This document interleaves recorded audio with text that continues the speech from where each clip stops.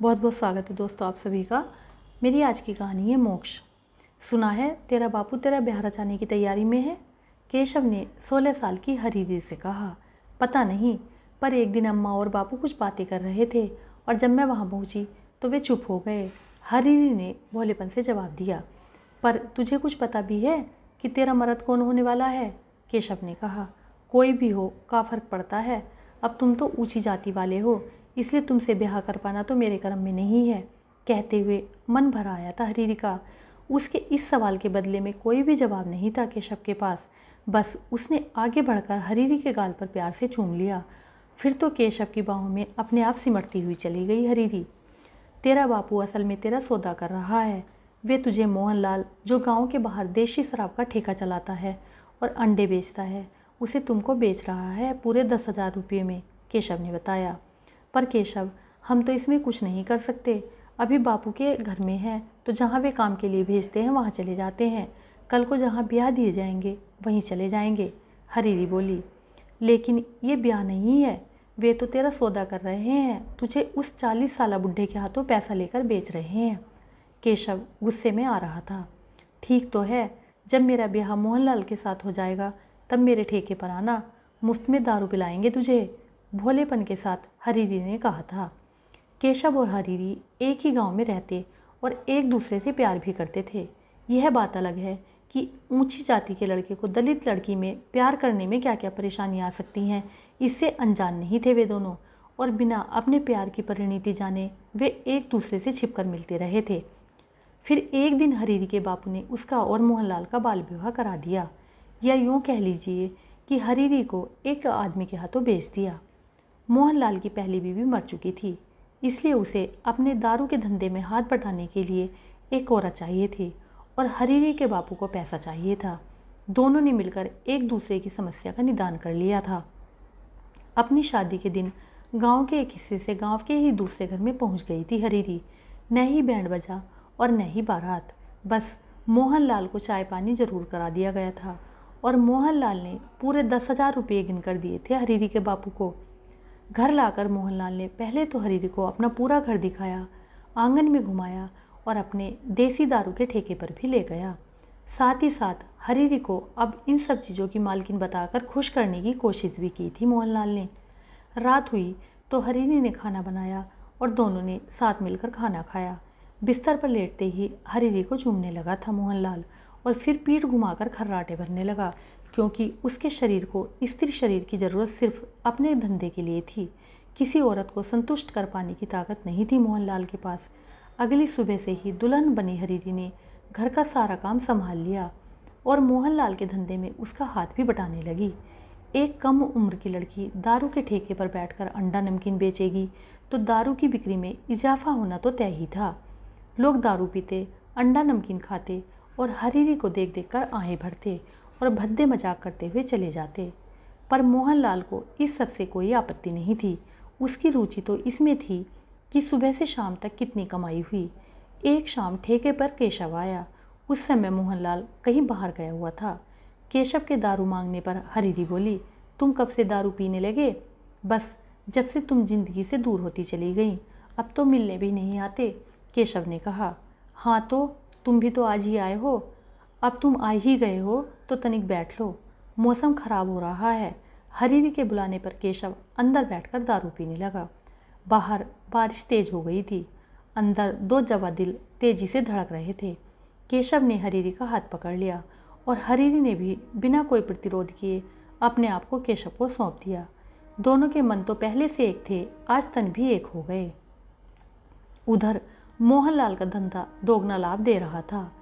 अब तो वह देर शाम को घर आता तो पैसों की एक थैली उसके हाथ में होती, जिनको कई बार वह गिनकर ही अलमारी में रखता था।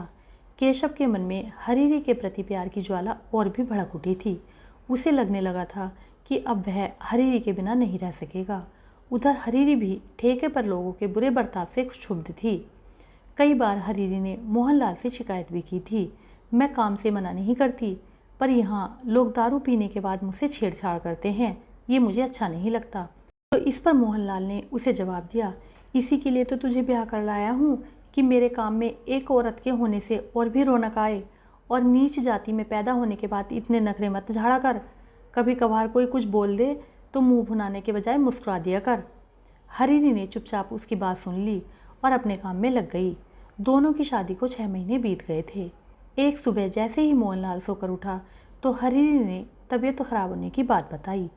पहले तो मोहनलाल ने ऐसे ही टालने की कोशिश की, पर जब हरीरी को उल्टियाँ होने लगी तो गांव के अस्पताल ले जाया गया।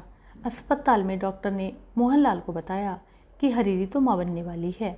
यह सुनकर वह चौंक गया था। वजह, शादी के बाद उसने कभी भी हरीरी से जिस्मानी संबंध नहीं बनाए थे, क्योंकि वह नपुंसक था और ऐसे में हरीरी का मां बन जाना उसे अखर रहा था। ये बच्चा किसका है? घर आते समय मोहनलाल ने पूछा।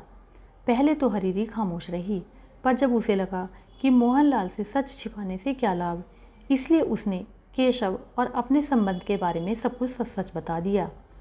रात में दारू पीने के बाद मोहनलाल ने हरीरी को बहुत मारा पीटा और जी भरकर गालियाँ दी।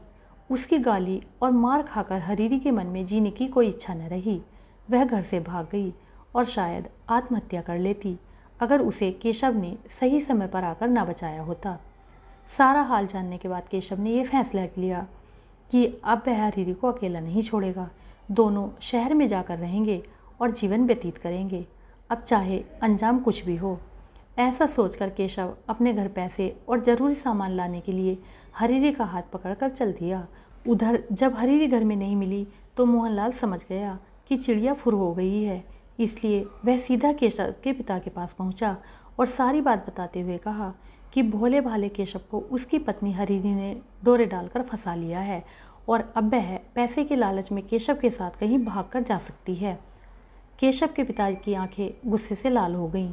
वे क्षत्रिय थे, भला किसी नीच जाति की लड़की उनके लड़के पर कैसे डोरे डाल सकती है? और क्या केशव की मति मारी गई है जो उस नीच जाति के साथ रिश्ता बना रहा है? अरे, पैर की जूती पैर में ही भली लगती है। ऐसा सोचकर उन्होंने अपने आदमियों को तुरंत ही केशव को ढूंढ कर लाने को कहा। तभी सामने से केशव आता दिखाई दिया। केशव ने बड़ी निडरता से हरीरी का हाथ पकड़ा हुआ था। अपनी बीवी को पराये मर्द के साथ देखकर मोहनलाल चीख पड़ा था। देखिए ठाकुर साहब, ये रही डायन, आपके लड़के को फांसे हुए है। मोहनलाल के शब्द सुनकर केशव के पिता की आंखें चमक उठी। उन्होंने अपने आदमियों को इशारा किया, जिन्होंने केशव को तुरंत ही पकड़कर अंदर कमरे में बंद कर दिया। केशव ने छूटने के बहुत प्रयास किए, पर मुष्टंडों की शक्ति के आगे वह अकेला था और शक्तिहीन ही साबित हुआ।